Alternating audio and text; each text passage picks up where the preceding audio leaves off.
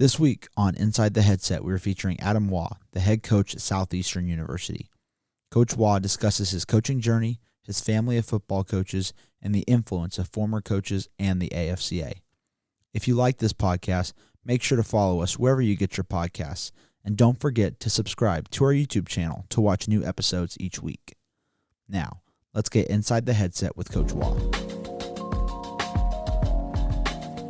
Coach Waugh, what's going on? Good to see you. How you doing? I'm good, Mario. How are you? I'm doing fantastic. It's fantastic to be on with you. We talked briefly before the podcast started. I think back, I played for you for like 4 days in spring ball in 2003 at Army, and dang, things have changed over the years, man. A few gray hairs and just some different job titles and all that stuff. I was going to say, you're looking pretty old, so I don't even want to know how I look. So. That's exactly right. Super excited about having you on. Obviously, I had the great advantage to know you for a long time and be around you from a professional standpoint for about 4 or 5 years at ULM, and I've always appreciated that time with you. I want to take it back to growing up in a Waugh household. Family just circled around football. Dad's a longtime head coach. When did you decide that you want to fall in that, fall in kind of that family career path and be a ball coach? Well, really, I didn't decide I wanted to coach until I finished playing at Illinois State. I was all set to go to law school, and I'd kind of made the decision I don't want to be a coach because that is a big part of our family, and I'd kind of seen the highs and lows, the firings, the tough seasons, and everything like that. And kind of said, I'm going to try something else. And but when I went to look at some law schools, I said, you know what? I don't know if I want to sit in a classroom for 3 more years, so I'm going to give this coaching thing a try. And I got a GA opportunity, and then 22 years later, here I am. That's right. But the neat thing about growing up, it was great to grow up in a football family because a lot of things just came natural. When I was a kid, it was I was never the best player, but I was always you're the coach on the field, that type of thing. But was very fortunate. I played at Libertyville High School in Libertyville, Illinois, for Randy Kuzieski, who's a Hall of Fame coach up there now. Did a tremendous job up there, and really he was kind of one of my first big mentors playing the game and learning how to coach. Because as the coach's son, I learned a lot around the dinner table, but my dad was always out coaching in college, right? So he wasn't really coaching me directly. So Coach Kuzieski and his staff at Libertyville High School just did a tremendous job of instilling a love of the game in me. That's awesome. I love when it tends to go back to that high school coach because that's an important job that sometimes the notoriety doesn't come with it. And just whenever we have a podcast and coaches can shout out those old high school guys, that's always special.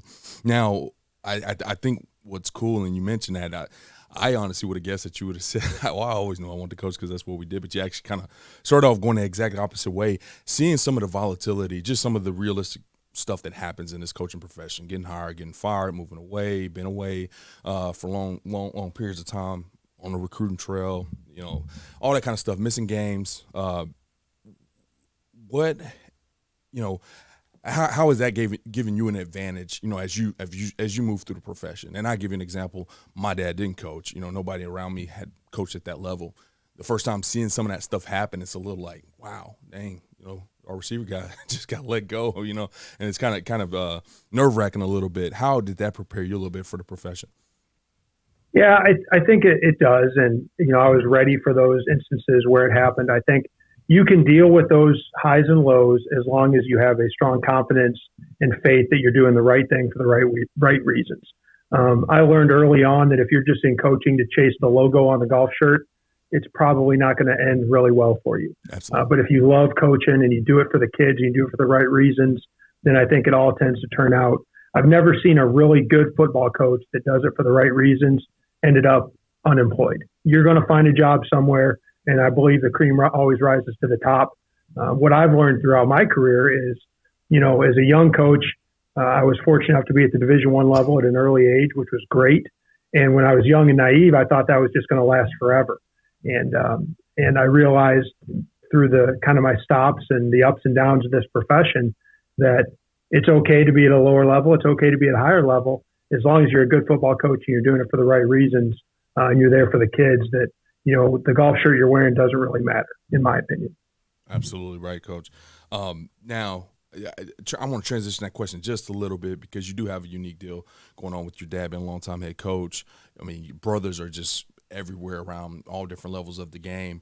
What has that insight either done for you as you were growing up, in middle school, high school, college, or even as you're currently in the coaching profession, to be able to have guys in the NFL and, Tucker Waugh, who I play for as well, over at Army, just this long stint of knowledge. And I mean, everybody knows who he is. What has that done for you? It's been great. It's my sounding board is within my own family, which is unusual in this profession.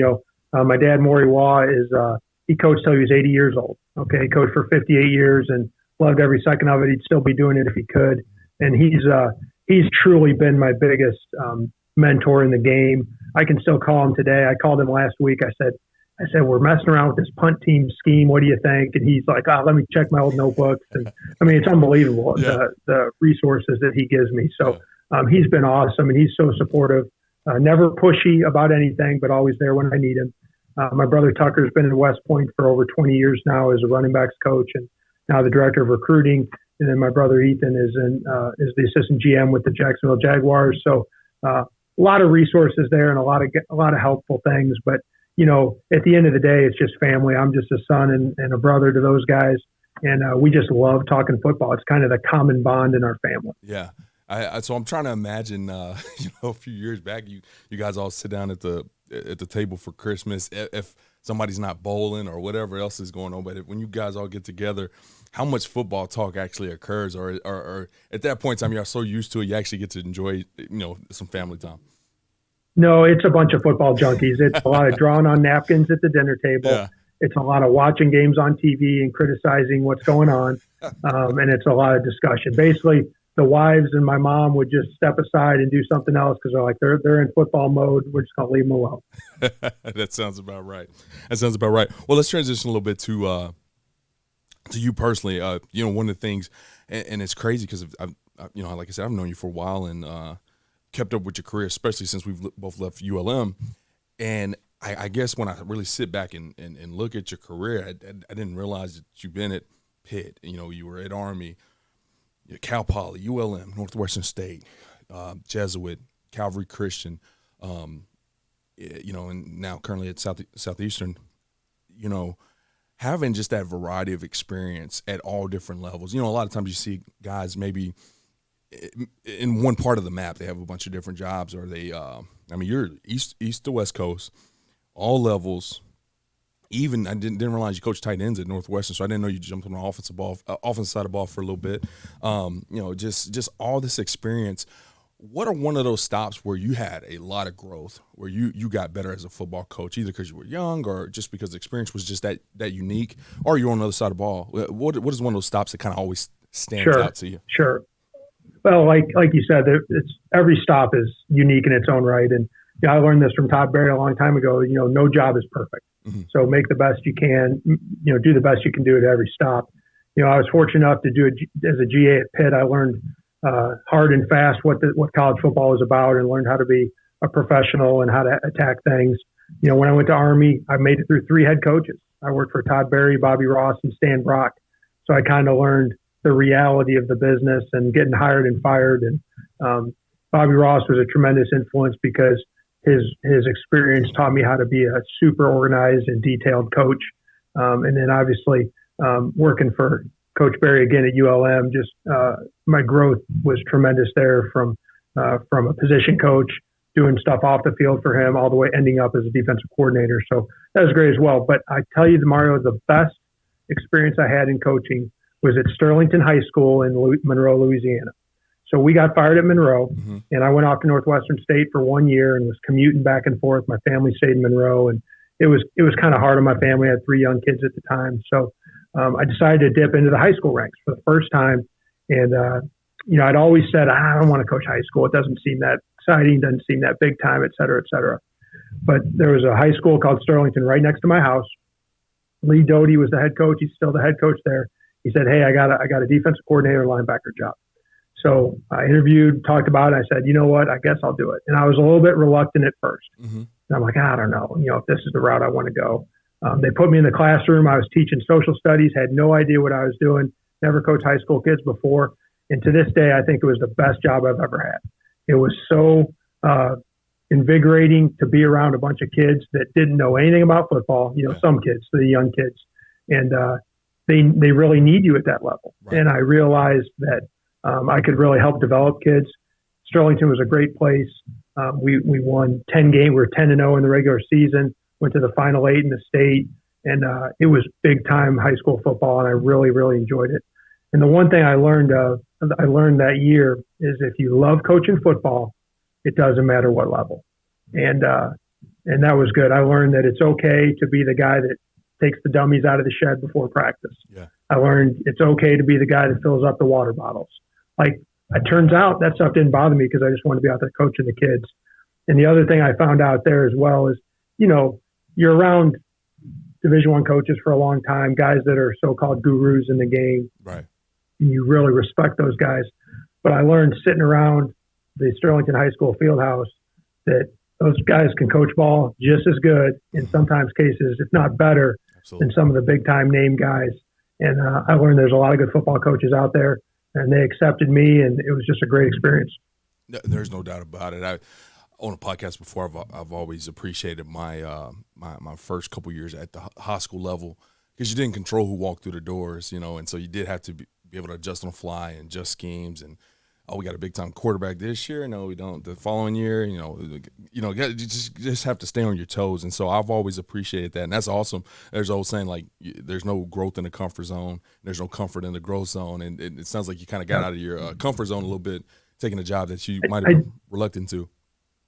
I did. And, we all know coaching is not a linear career path, right? Absolutely. There's ups and downs, and, we're one step away from being out on the street and one step away from having some wonderful job. So you just got to ride the highs and the lows and just make sure you're in it for the right reasons. Absolutely.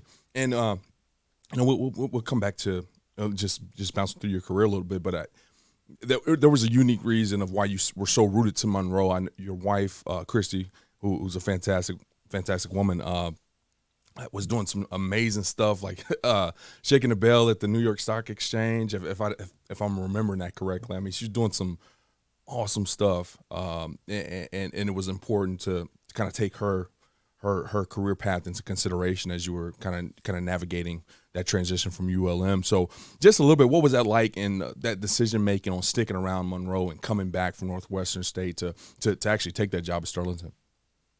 Yeah, like all of us that are happily married, we all did a good job picking our wives. So yeah. We're all thankful for that. And Christy's a wonderful wife and mother to me. We've been together, 13 years now. Been married 13 years now. I have 3 wonderful kids that are all doing well. And it's funny when you're a young coach and your kids are young and your career paths are kind of going at the same trajectory. And then as you get older, things change. Promotions happen, firings happen, things like that. Yeah. And when I got let go of Monroe and she was doing really well in her career, we kind of had some hard decisions to make. And I said, it hurts the pride and the ego a little bit initially when it's like, I'm going to take a back seat here and let, kind of follow my wife's career path. And, there was a lot of prayer and a lot of discussion that went into those things. But very thankful that we chose that route. Thankful that, that we're both supportive of each other's careers, and she's as supportive as what I'm doing at the coaching level as I am for her in our career path. And that's really what brought us to Florida is a job opportunity for her. And we decided to take the plunge and come to Florida and relocate to Tampa. And she really enjoys her job right now. And it's been a blessing because when I moved here, I came without a coaching job, and I just started sending resumes out and was very fortunate to land 2 high school gigs that were very, very great experiences for me for 3 years. And then it brought me back to Southeastern as well here in Lakeland, Florida. So couldn't be happier that we followed her path. And, life takes a lot of twists and turns, and we're just thankful we ended up where we are. Coach, I appreciate you sharing that. I think it's often not talked about enough, just how much that family dynamic impacts, our career path, and how thankful we should be that we can support each other, our spouses, and it goes both ways. It does go both ways. So I appreciate you sharing that, Coach. Now, you kind of fast forward us to minutes at Southeastern. Let's go ahead and kind of talk about that. So you show up as a defensive coordinator, correct? Yes. What that, and the school is relatively new, if I'm not mistaken, within the last few years. So we've been playing football for 9 years. This will be our 10th season. School's been around, but the football program is relatively new. So we're an NAIA football program. Southeastern's a wonderful place. It's a small college in Lakeland, Florida, Christian university. So that's a big part of what we do here. But yes, I came here as the defensive coordinator 3 years ago, and really enjoyed it. I was kind of on the fence about dipping my toe back into college because I was very happy with where I was at, but decided to take one more shot at it. And I came as defense coordinator. We had a fun year. We were conference co-champions that first go round. And then prior to the second season, unfortunately, our head coach, Cesar Rivas, had some health difficulties and had to step down. So he is a great man and was a great guy to work for. He's doing very well. But I was named the interim head coach going into last season. We had an okay year. We're 6-4. And I was fortunate enough to be named the permanent head coach after the season. So I'm about 7 months into being the full-time head coach and learning a lot every day, that's for sure. I can only imagine. Now, I'm just curious to know, you take the job as the defensive coordinator. How much of that high school experience for the last 4 or 5 years at that point in time, how much did that inspire maybe some of your schemes, how you taught things, how you named things, or just kind of just go back to some of the stuff that you've done in the past or recreate a new playbook? Which direction did you go? Yeah, when I got here, the previous staff had kind of taken their stuff with them. So we're basically starting from scratch, and I got the job at the end of June. So basically I had 1 month to get it together. So we were sitting here with pen and paper, old school, just throwing stuff together. We kind of knew what we wanted to be front-wise and what the personnel was. And I basically just relied on a lot of this, that, and this and that, a mix and match of kind of stuff I'd done over the years, and just put it together. And, thankfully it worked out that first year. But, a lot of the high school stuff I did was we do that here as well. I'm well past the stage in my career where I think, the college stuff is better than the high school stuff. I think especially at a small college like this, I think there's a little bit mix of both. We don't have the luxury of a huge coaching staff. We don't get our players here all summer long to do film study and meetings and things like that. So we want to keep things pretty simplified and let the kids go play. There you go. Well, you do a phenomenal job as defense coordinator. Obviously, transitioned to a head coach. You had the luxury for 53 years. Was it 53 years your dad was head coach? Or your dad was in coaching, but he was a head coach, I know, for a long time as well. What was one of those things that, regardless of how many conversations you had, regardless of all the late night talks and phone calls, that he just couldn't prepare you for? That was one of those things that maybe caught you by surprise. That was a challenge for you. It's funny because I've worked for some head guys that have said, you got all the answers until you sit in that chair. Right. And then when you sit in that chair, it comes pretty fast and furious. And that's the biggest adjustment I've had is, Mario, every day you have to make 100 decisions on something, big stuff, small stuff, in between stuff. Whereas a coordinator, you're just making your decisions about your scheme and what you're going to call. Position coach, even fewer decisions to be made. As a head coach, man, those eyes are turning to you at the table and you got to make the decision. Yeah. And you don't always have all the information to do that with. So that's been the real big adjustment, is just the decision-making process has been big, and it's been more than I expected. And I've also learned that the job is more an administrator and less a coach. Yeah. I sat there for years with Coach Barry, and I was like, what's he doing back there in his office by himself all the time? Now I know. Yeah. He's talking to administrators. He's doing travel. He's doing scholarships. He's, trying to figure out what time the cafeteria closes today. I mean, there's so much stuff that goes into it that's outside of football, which is unfortunate, but that's part of the job. But that's why when I know the times I get to sit in on the X and O meetings, I really enjoy it. Yeah. Well, when you're in those situations where you're kind of, I won't say flying by the seat of your pants. I know you're one of the most well-prepared coaches I've ever been around, to be brutally honest with you. So I know you're buttoned up and all that kind of stuff, but you know, when you are kind of flying and drinking out of a water hose, which I'm sure you found yourself doing a couple times thus far, do you lean on anybody? I mean, have you remember some of the stuff Coach Barry told you? You know, so you've worked for a tremendous amount of head coaches. You know, how do you pull from some of their experiences to help you be a better coach? And then also, you know, how do you just challenge yourself to make sure you're still putting that Adam Waugh stamp on that Southeastern Fire program? Yep. I think I rely a little bit on just about everybody I've ever worked for.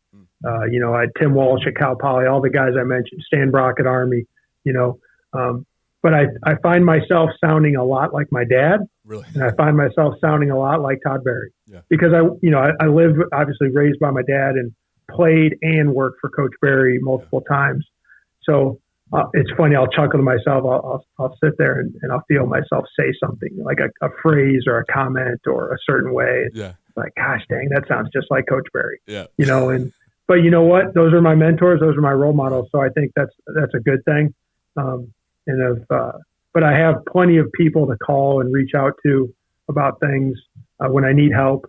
I have a great athletic director here, Drew Watson, that's very supportive and is kind of my lead blocker when I need stuff done around campus.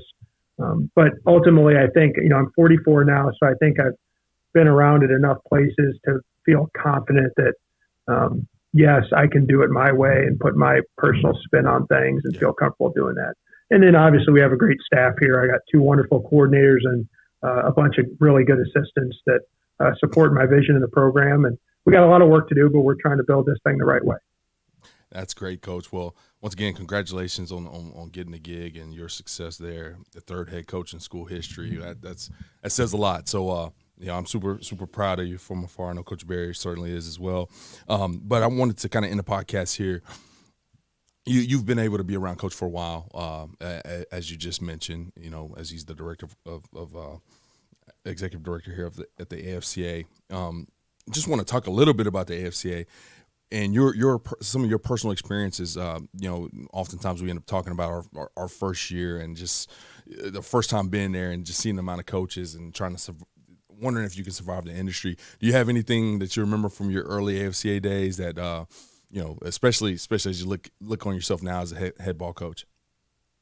You know, I really enjoyed those first couple of years I went because I would go with my dad and we would kind of walk the halls together. He would introduce me to a lot of people, which, you know, is so valuable. Yeah. And the one thing I always got from that was, 1, how much he was respected by his peers, which kind of made me proud as his son. Absolutely. And 2, just showing me how to do it the right way. Right. Okay, you're going to come in this session, you're going to sit in the front row, and you're going to take notes, and this is how it's going to be.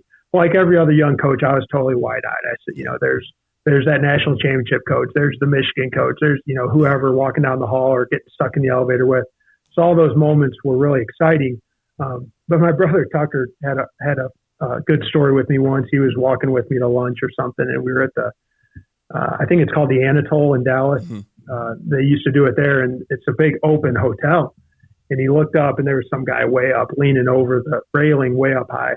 And he goes, if that dude fell over that railing and killed himself on the floor of the Anatole, there'd be 100 coaches go check his name tag to see what school he just left. So, I don't know if I could say that on the interview, but I thought that was a funny comment because It's truly such a competitive profession that it's like, man, guys are hungry for jobs, and it's tough to get jobs. And I would sometimes come out of the AFCA like, man, it's tough to get some of those jobs. But then I think Coach Barry has done a wonderful job of making it more education-oriented and professional growth-oriented, to where it's not just about going to get a job. Right. That's what it was when I first started, just find a job. And now I'm going to hear a guy. I'm going to learn from a guy. I'm going to learn something about how to make myself better. That's where I think the AFCA has really grown over the last few years. Well, I appreciate you sharing that, because that is something that Coach, you know, and myself put some heavy stock into when we got here, was to bring some of that back, still maintain that networking piece of it. But that's I mean, it's a funny story, but I mean, at the end of the day, is there anything more true? I mean, that's exactly what would happen. And I that tells the sentiment, at least of my first experience at the Dallas Anatole. As a matter of fact, hopefully it wasn't the same one. Hopefully I wasn't the guy leaning over that rail.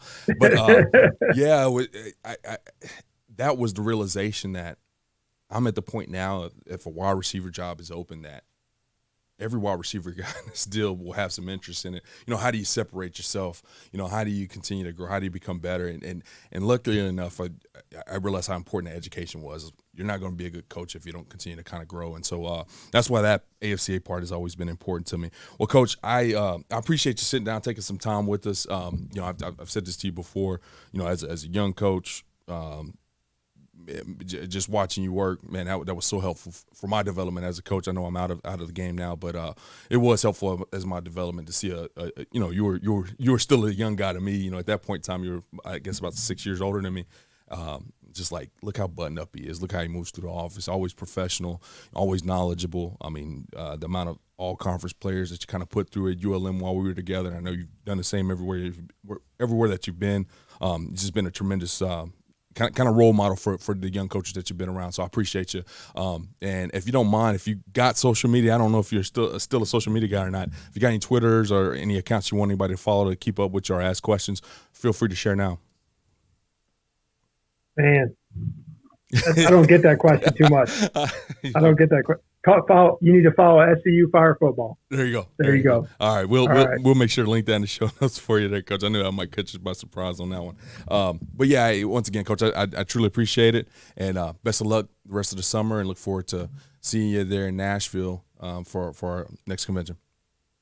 Awesome. Thank you, Mario. Appreciate it. All right, thanks. Thanks for listening to this week's episode of Inside the Headset. If you heard anything on this episode that you would like to learn more information about, head over to afcapodcast.com, where you can find every episode and all of the corresponding show notes. While you're there, take a second to rate, review, and subscribe to the podcast. If you have any questions, comments, or suggestions for the show, please let us know by sending an email to podcast@afca.com. Make sure to follow the podcast on Twitter at Inside the Headset and tag it when you share each episode. You can stay up to date with all things AFCA by following the @WeAreAFCA Twitter account. Every episode of Inside the Headset can also be found on your favorite audio streaming platforms such as Spotify, Apple Podcasts, and YouTube. If you are not currently a member of the AFCA, be sure to find us online at afca.com and apply to join over 10,000 NFL, college, and high school coaches from around the country who are striving to be the best they can be.